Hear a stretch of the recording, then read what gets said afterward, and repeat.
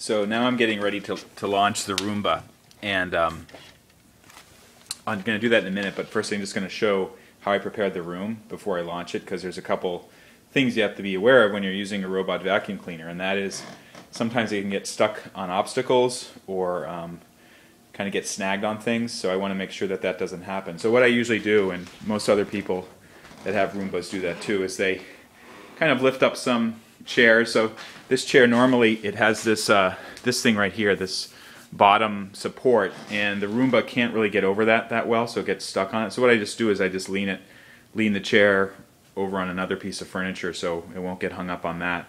Then I have to move things like boxes out of the way. This just will help it clean more area. Of course, any little toys have to, and pencils and things like that, should be just taken off the ground if they're there.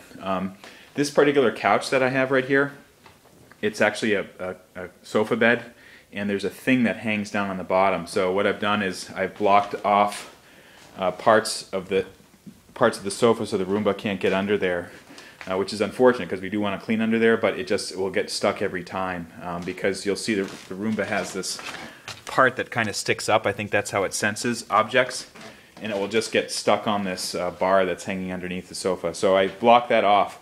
The other thing is that you can get these electronic blockers for Roomba, and basically the way it works is it has some sort of beam that the Roomba won't cross, and you just turn it on and then place it where you want it to not go. So I'm placing it right here on the line with the sofa.